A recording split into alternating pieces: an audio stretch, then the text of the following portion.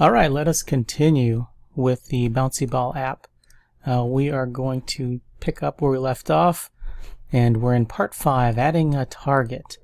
So I didn't realize this when we saw the demo of the app at the beginning, but I guess you're supposed to be hitting these target diamond shapes that it drops through.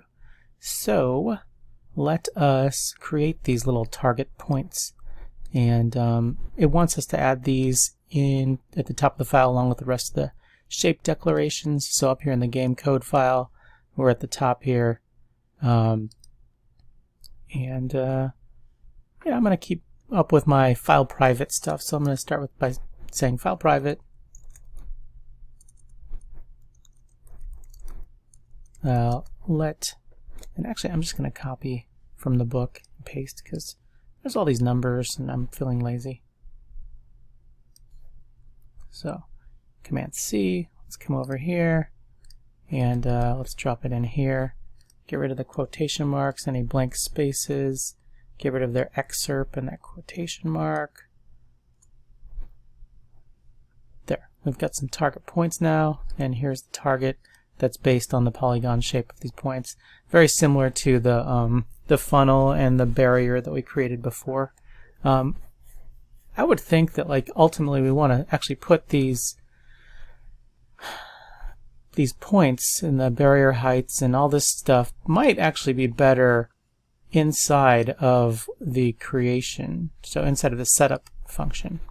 We'll see if the book does that, just to kind of keep our code a little cleaner. But right now it wants it up there, so okay, fine. Then add a function to set it up and add it to the scene.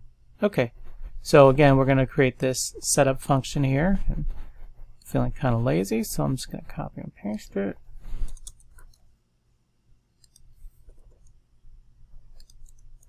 Get rid of the spaces.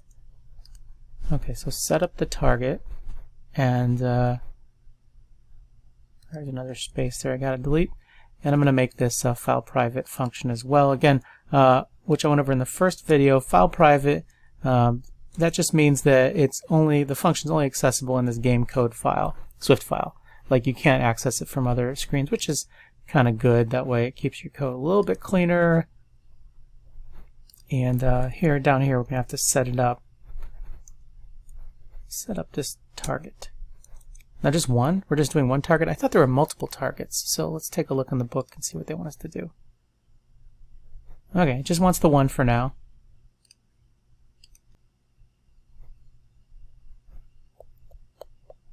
Ah, there it is, the little yellow target. Doink! I hit it, but it didn't do anything, right? Because we haven't set it up to do anything yet. Okay, let's do this. So I'm going to stop the simulator and go back to the book here and see what they say next. Yep, it wants to respond to collisions. So we need to detect when the ball touches the target, basically. All right, so it wants us to inspect the line of code, untapped line of code. I think I might have done this in the previous video, actually, just kind of because I was curious. Okay, so it says check out the Untapped function here in the funnel, and so you do that by holding down the Alt key or the Option key, and then clicking. See, it turns into a question mark. You click, and this is where it tells you all about this thing that is created already for us called Untapped. Now it says you can declare a function like this: function myTap callback. Open and close brackets. So you and then you assign it to the property like this, myShape.Untapped. Okay, interesting. So let's see what the book wants us to do with this information. It says the property you need for collisions is named UnCollision. Add the following line of code to the setup ball method. You'll get an expression resolves no unused property, but don't worry about that because they haven't finished writing the code yet. Okay, so ball.UnCollision. So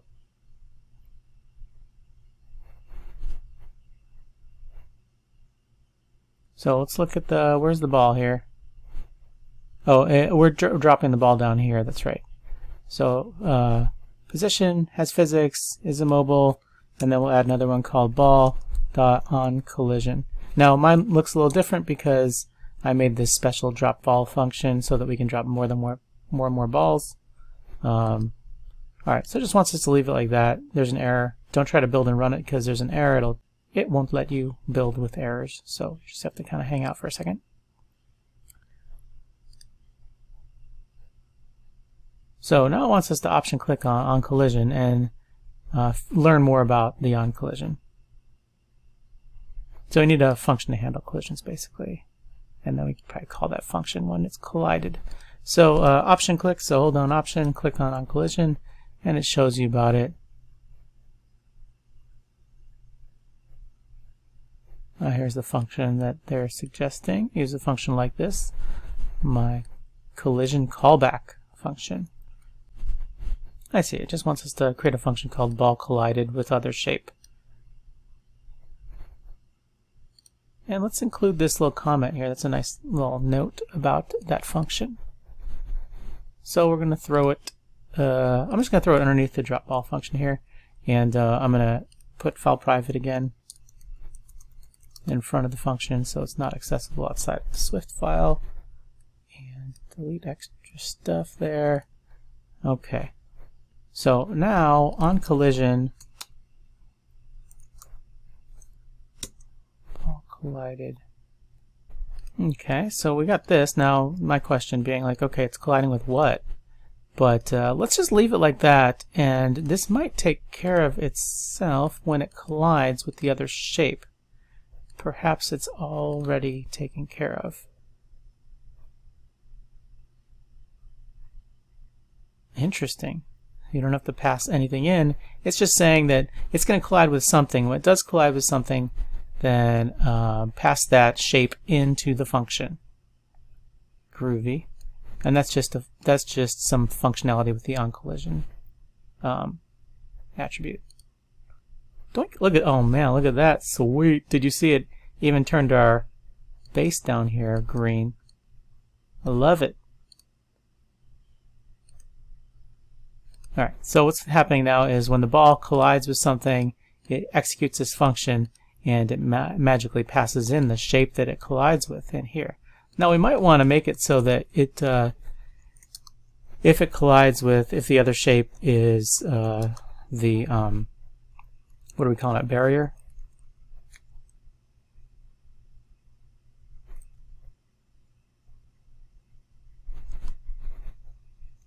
Then don't do anything but else. I don't know if this is going to work or not. Isn't it called barrier? Where is it? Barrier points, barrier. Oh, look, it's for some reason it's still called barrier. All right, let me refactor this to barrier. Barrier. There we go.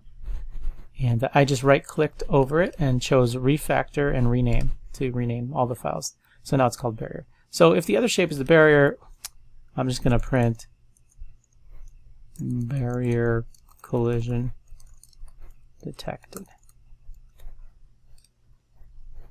Just for my own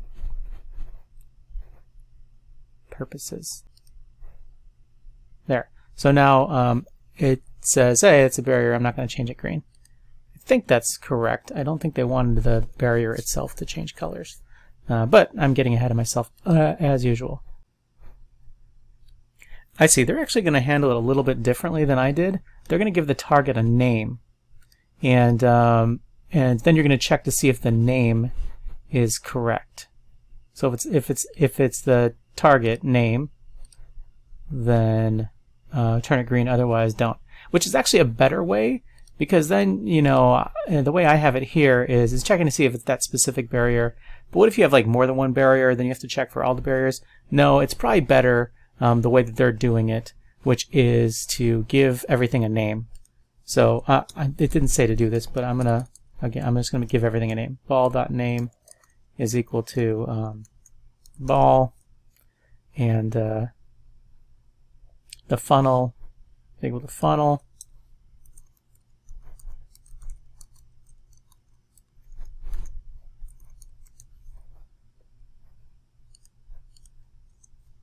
I like to make sure that all of my objects follow the same rules. So they just said to give the target, and They just said to give the target a name, but I'm going to give them all names because I'm weird like that. Because we might want to check in the future, you know, if it's a barrier, do this thing. If it's a target, do that thing. Okay, so I've in the setup for barrier, I'm calling the barrier a barrier. I'm changing the name target to the target.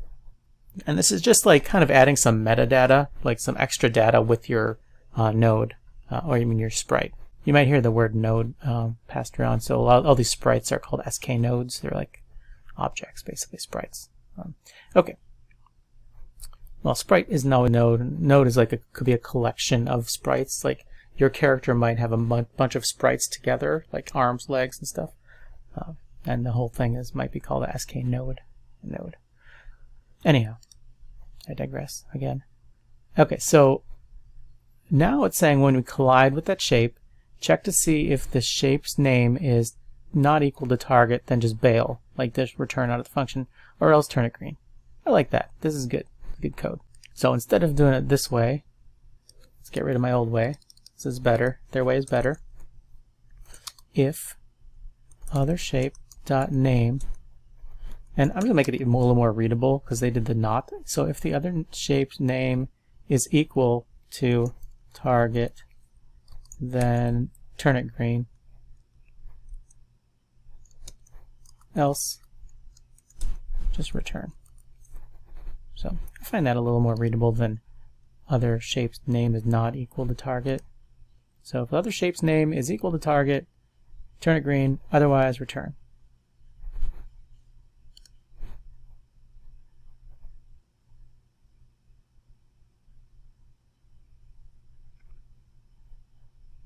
So see, it's yellow, black, click, green, black. Wonderful. Okay, so that's 5. Now let's go into part 6. There's an issue with the ball. So you move the barrier out of the way, the ball can fall off the screen. Every time you tap the funnel, the ball exits with greater and greater speed. If you think about it for a second, you'll realize the ball doesn't stop moving after it exits the screen at the bottom. And so we're not seeing that with ours because I'm creating a new ball every time you click that thing. But I guess what they're saying is when you click this, now if you move it off, and if we were using their method, when you click this, it's just taking the old ball and throwing it up here, and so it's like it'll shoot out of the cannon there quickly because it's maintaining the same velocity. You're just changing the position. So you could probably do a couple things. You could reduce the velocity when you click on it to 0. So just stop it for a second and restart it. Or you can do what we're doing, which is just generate a new ball every time you click the thing. So let's see what they ask you to do. I see. So it's just saying stop all motion is their function that they've added to when you drop the ball. So we'll do that anyways, even though it doesn't really affect us. But drop ball, you have to create the ball first, and then ball stop all motion. So there you go. That's what they want to see. Moving on. To make the game challenging, you allow the user to move only the barriers. The other items will be excluded from drag interactions, and the barriers will only be movable when the ball isn't in play. Okay. So there's something called isDraggable property on the shapes, and we want to make the ball not draggable and the funnel not draggable, and then we got to lock the barriers when the ball exits the scene. Cool.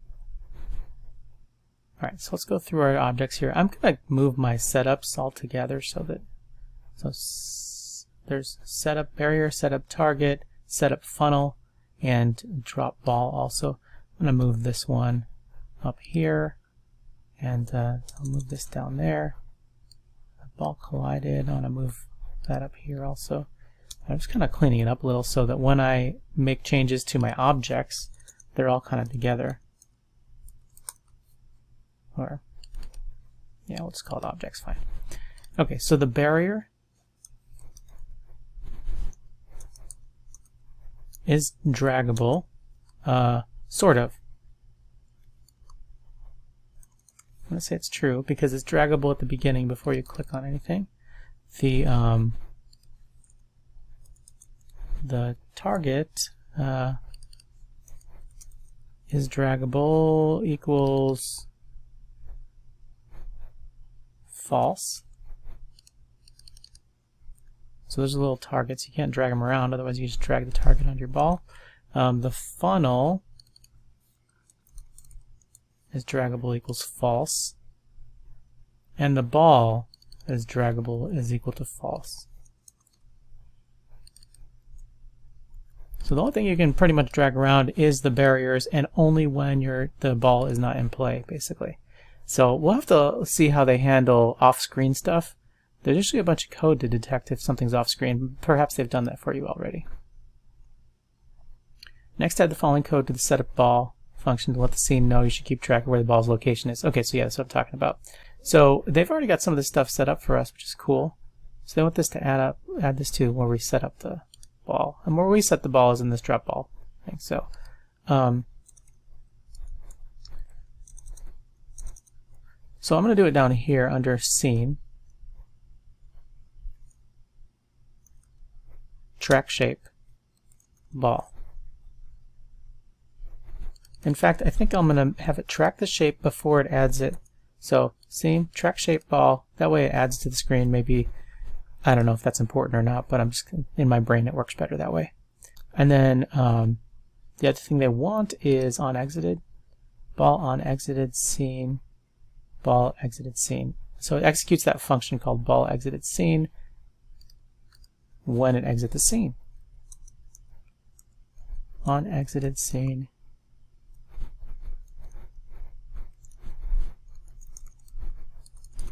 Wait, what's this function called again? Ball exited scene. Now, is that something we make?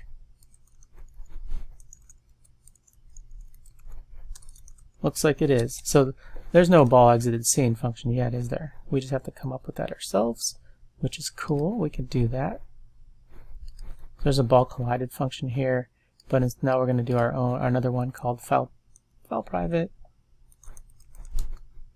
function ball exited scheme. And then I'll just make the function really quick here. Open, close parentheses, then curly braces. And so now I've got this thing called ball exited scene. Okay, so let's satisfy that. But inside ball exited scene, nothing happens yet, so we've got to do stuff, right? We gotta switch some stuff around. So when you drop the ball, it locks, so you can't drag anymore. Then when the ball exits the screen, you can drag it again. Okay, I get it. So we're in the ball drop section here, but once the ball hits the scene, then the barrier is going to be locked. Is draggable. We're assigning that to false. You can't drag the barrier once you drop the ball, but once the ball exits the scene, then we unlock that barrier again. Okay, groovy. Let's see if this is working. Well, let me just double check that. Build and run the app. Barrier should be movable after the ball comes in rest. Okay, yeah. So it should work now. Let's give it a shot. And let's see how accurate my physics are. I'm gonna move it just like this.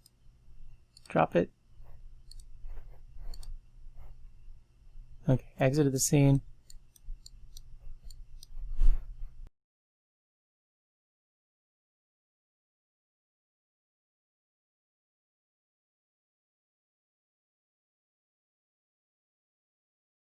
Okay, I did a bunch of work troubleshooting why the ball exit was not executing. So where we last left off, we had this function called ball exited scene, and the ball, this was not printing, it was not executing, which was driving me crazy because we had said that when the ball exits the scene, it should trigger this function. Well, it turns out that you have to set the ball up first on the scene before you do all these other things. Before you set up the barrier, before you set up the funnel, before you set up the target, ball's got to go on the scene first, which goes against the way that we were making it, where you just click the funnel and it drops more and more balls. So the ball has to be there first. That's just the way that Apple has this particular app set up, and so we're going to follow that rule. So this has to happen first for it to work. And allow me to demonstrate. So we throw the ball down here. So here's the setup function that sets them all up, and we run this.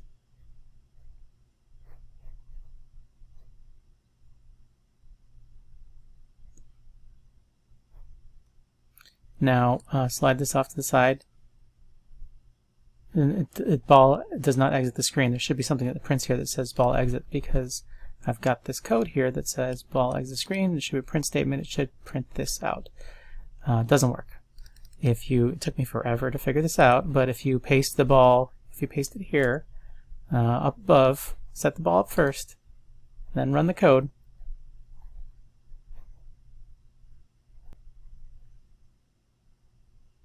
Now move this off the screen.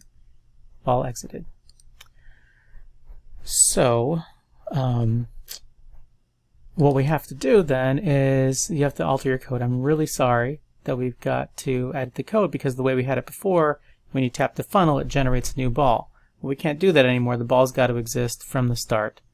And so let me show you what we've changed.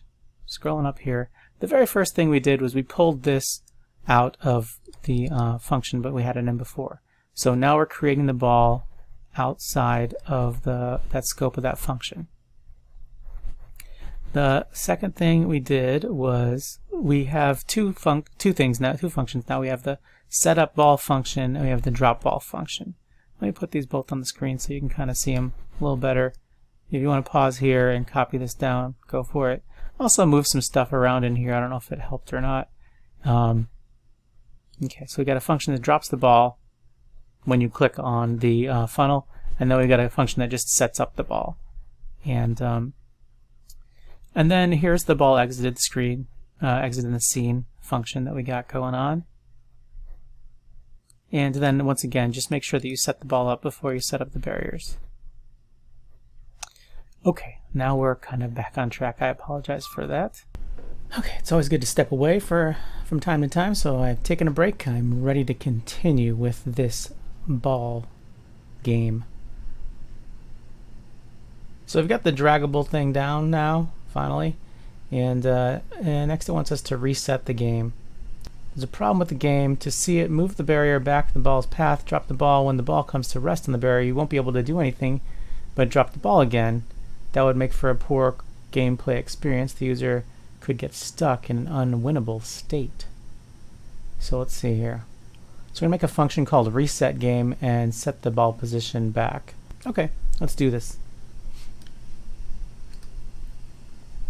So setup, and under a setup here I'm going to make a new function. I'm going to make it a file private one because I'm just doing that these days with this particular file, because it bugs me that they're not inside of structures or classes or anything. It's all exposed. And it's going to be called reset game. And that's how you make a function, is parentheses and curly braces. And inside of here, we're going to reference that ball that's now exposed. The ball position. Remember, we separated that ball outside of the drop ball function, so now it's exposed to the rest of the functions here. The book says to put the ball position at the point. I see what it's doing. So the book says point, and then we're going to put it at the X position is going to be 0, which is kind of fine, and the Y position they're going to put it at -80. Now why would they do that? Well, I'm pretty sure that just puts the ball off the screen, so you don't see it. It just throws the ball off the screen. The -80 is the Y positions here. -80 would be like below the screen. And then they want you to be able to reset the game by tapping on the ball. So that's going to be in our ball setup then. So in the ball setup, we're going to say on Untapped, then we're going to reset the game. Also be a good idea to probably reset the game when the whole scene sets up. So setup happens, set the ball, set the barrier funnel, and then down here we're going to reset the whole game just from the very beginning. Let's see if this works.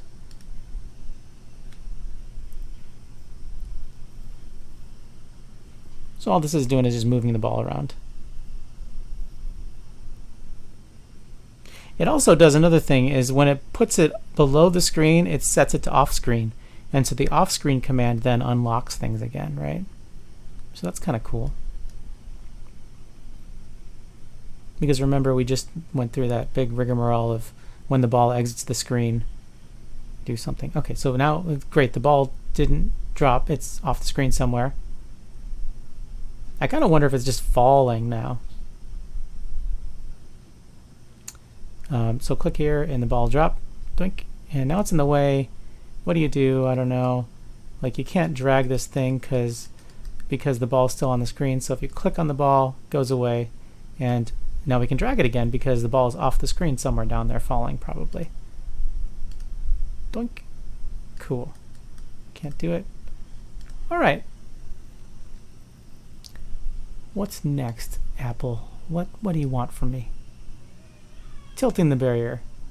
Yeah, the barrier is flat right now. I'd like the barrier to be tilted for sure. So here you go. When you set up the barrier, we'll change the angle of the barrier.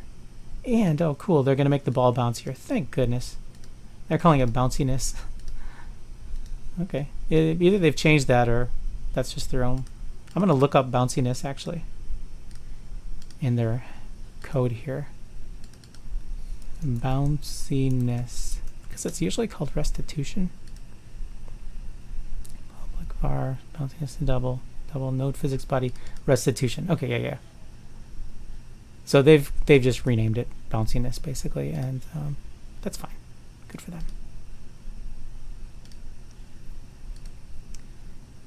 Okay, so now I lost my train of thought. Oh yeah, barrier angle 0.1. So when we create the barrier,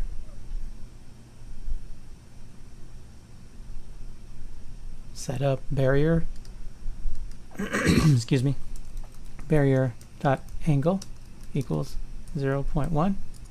So that'll make it a little tilted, I guess. And then when we create the ball's dot bounciness is equal to, what they want, it 6.0? I think it said 0.6. It's from 0 to 1, so 6.0 isn't going to do anything. Or it's going to make it super duper duper bouncy. So I guess 1.0 is the bounciest it'll get. So this is going to be between 0.0 and 1.0. That's just the way restitution is set up, aka bounciness. There we go. It's at an angle, and let's do our bounce. Doing, much better. Love it. Okay. So this is saying that this is interesting. It's saying, like, if you want to create the challenge, then you will, like, your screen here. Let me show you the screen again. You want to set up a bunch of these targets, and you want to be able to make it so that you can actually hit them when they bounce around. But like, without doing trial and error, just dropping these targets on the screen and just kind of guessing where they should go, it's going to be really hard. So why don't you create a function then? What they're saying is to just print the position of the shape, so you can pick those, so you can be sure that the ball has the possibility, the potential to drop, where you want it to go. Okay, so we're going to add this function down here and add this to the scene as well. I actually kind of already did this when I was troubleshooting before. So it's down here. I put it just at the bottom underneath the reset game. I'm going to make it a file private function also. And it just prints the position of the shape that you pass into it. And then in the setup at the bottom, I got this scene on shape moved print position of, and it prints the position of any shape that moves basically. Pretty cool. Let's see what happens when we run it.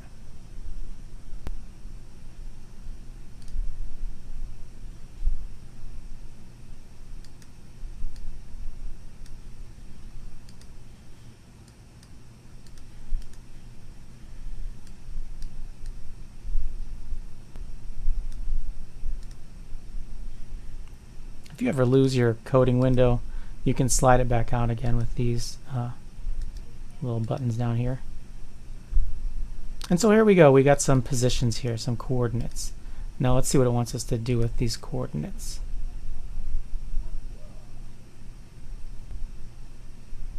I see. So then it wants us to be able to drag the targets by setting up the targets where it's going to go. Pick a point along the path and drop your target there. Well, you would think that you could actually even use these coordinates to put the targets in there in the scene. Excuse me, but what they're saying is, well, why not just drop the ball and move the targets where they want to go? The target is draggable. Change it to true, just so that you can drag the targets for now. And I'm going to put fix me later here, so I remember to make this false. I'll run this again.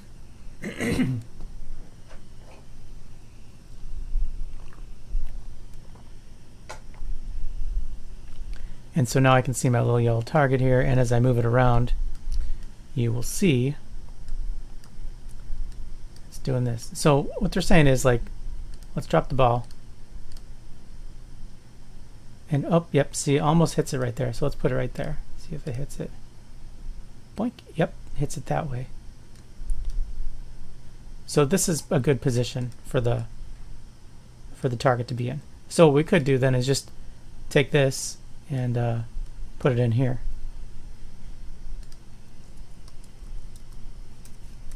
Something like that.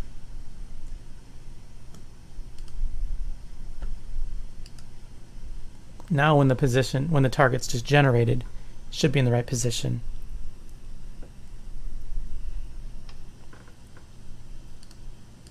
To be hit, right? But then we don't want to like make it too easy for so we'll probably move the barrier around. So the first thing I'll do is make this no longer draggable, and then we'll move the position of the barrier to, I don't know, 130 and 100, and then build and run.